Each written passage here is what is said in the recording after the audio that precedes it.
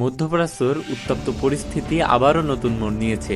সমুদ্রপথে সামরিক উত্তেজনা এমন এক পর্যায়ে পৌঁছেছে যেখানে বিশ্বজুড়ে শুরু হয়েছে নতুন উদ্বেগ আর আতঙ্ক। ইরান এবং যুক্তরাষ্ট্রের দীর্ঘদিনের দ্বন্দ্ব যেন আবারও বিস্ফোরণের দ্বারপ্রান্তে দাঁড়িয়ে। সম্প্রতি পারস্য উপসাগর ও হরমুজ প্রণালীর আশেপাশে ঘটে যাওয়া ঘটনার পর দুই দেশের মধ্যেই পরিস্থিতির দ্রুত অবনতি হতে থাকে।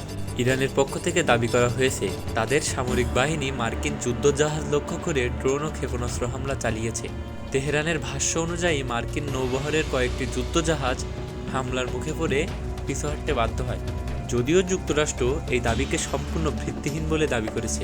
ইরানের বিভিন্ন উপকূলীয় এলাকায় বিস্ফোরণের খবর সামনে আসতেই স্থানীয়দের মধ্যে শুরু হয়েছে ভয়ঙ্কর আতঙ্ক। কেশমদ্বীপ, বন্দর আব্বাস ও মিনাব অঞ্চলে ধোঁয়ায় ঢেকে গেছে পুরো আকাশ।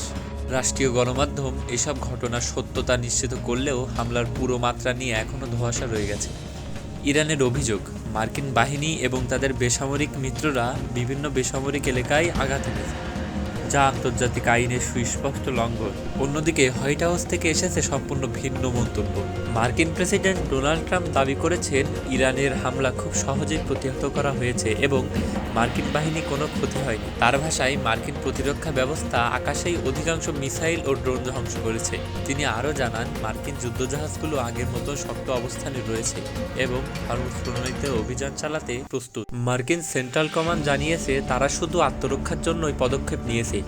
তবে ইরান বলছে সাম্প্রতিক এই সংঘাত যুদ্ধবিরতির শর্তকে ভেঙে দিয়েছে এবং যুক্তরাষ্ট্র নতুন করে উত্তেজনা ছড়াচ্ছে। বিশেষজ্ঞরা বলেছেন এই সংঘাতের মূল কেন্দ্র এখন হরমুজ প্রণালী, কারণ বিশ্বের একটি বড় অংশের তেল সরবরাহ এখন এই পথ দিয়ে পরিবাহিত হয়।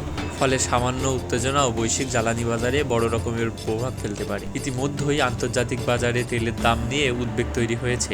বিশ্ব রাজনীতির পর্যবেক্ষকদের মতে, পরিস্থিতি দ্রুত নিয়ন্ত্রণে না এলে মধ্যপ্রাচ্যে বড় ধরনের সামরিক সংঘাত শুরু হতে পারে। আর তার প্রভাব পড়বে শুধু ইরান ও আমেরিকার উপর নয়, পুরো বিশ্বের অর্থনীতি ও নিরাপত্তার ব্যবস্থার উপর।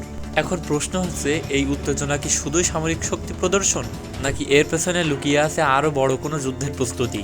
বিশ্বজুড়ে কূটনীতিক মহল এখন সেদিকেই তাকিয়ে আছে। আপনার কি মতামত? এটি কি কোনো বড় সংঘাতের আভাস?